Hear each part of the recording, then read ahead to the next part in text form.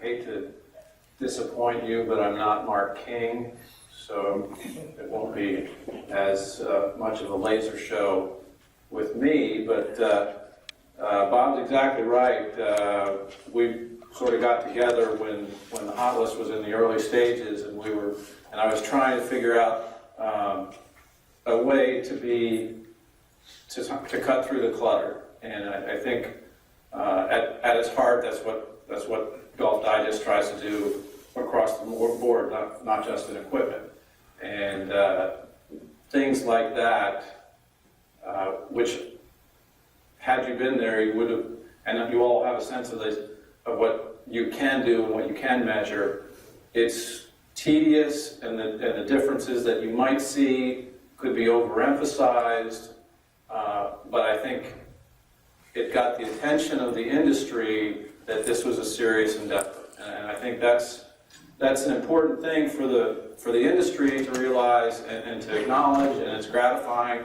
But I think at the end of the day, it's the responsibility of a magazine like Golf Digest, because we are, I don't want to use a phrase like the last line of defense, but we are kind of the eyes and ears. We're the sort of spiritual guide for the consumer, and that's kind of what I'm trying to talk about a little bit today. That there is a big problem in golf, and it really hasn't changed over since the first golf advertisement. It is a difficult and increasingly complex area to understand, and in a world where nobody has any time to do the research, they need someone to help them.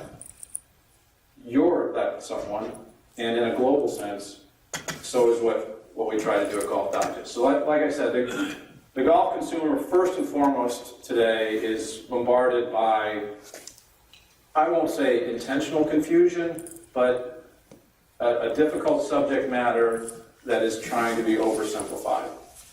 And whether it's the case of confusing language, or crazy promises, or essentially this idea that everything this week is infinitely better than it was last week, is something that can't be verified, and yet is repeated over and over again.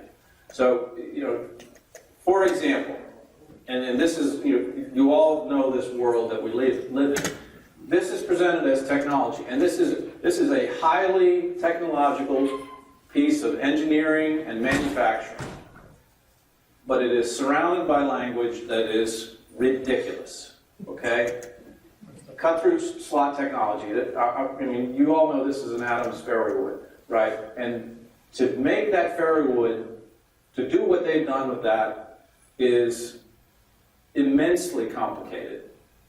I can't tell you in terms of the casting technique, to get something in that shape, it's easy to draw up on a little drawing like that, but it is literally a year and a half back and forth every day with a vendor in China, multiple vendors, and no, we can't do that. Yes, we can do this. What if we tried it this way? So this is great technology. The folks at Adams are brilliant people. And then somebody in the marketing department says, twice as hot as the original. Now, the original is the original tight lies. And I hit the original tight lies, and I'm not very good, so let's say I hit it 190 yards. So you're telling me that I am now going to hit it 380 yards.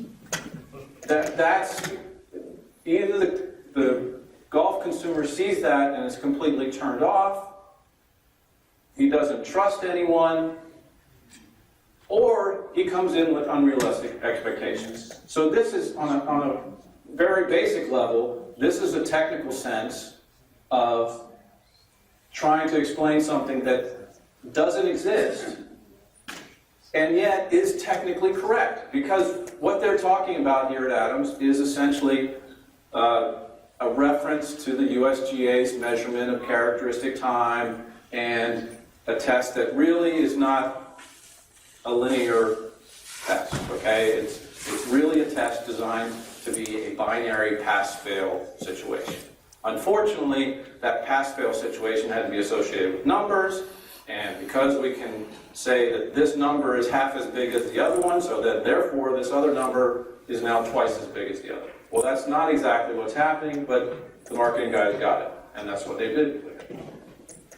So the empty promises continue when they don't even have any technical language.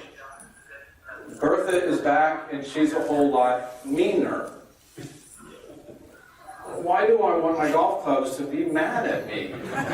You know, I get it, it's language, and they want to bring you in. And, you know, the work that Callaway's R&D team does is unbelievable.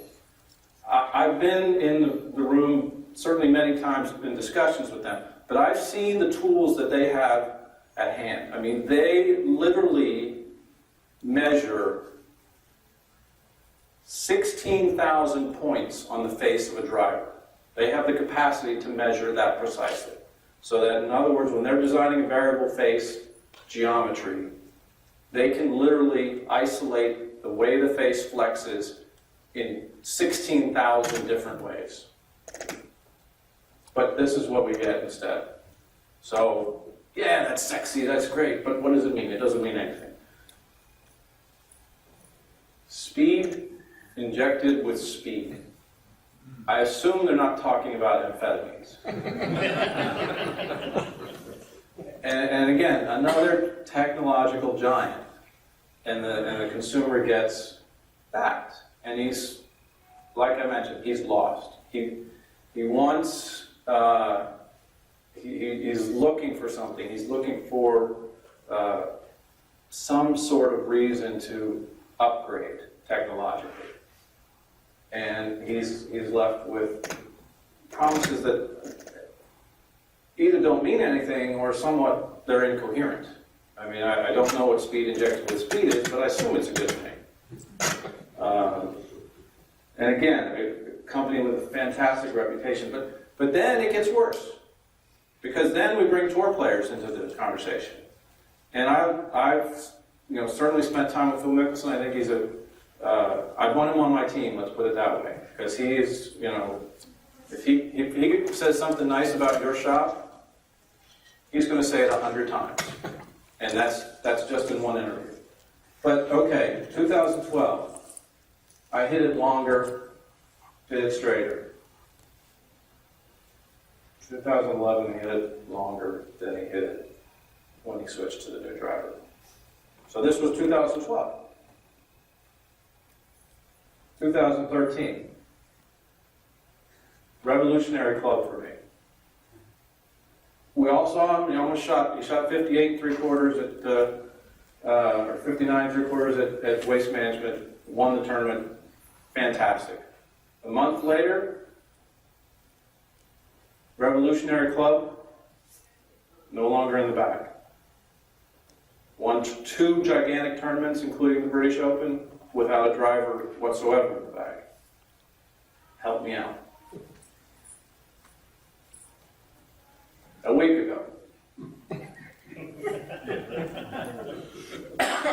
And I mean, I'm not faulting him. I think he really thinks this is happening. And it may be happening in certain ways, but let's forget who's saying it and what he's saying.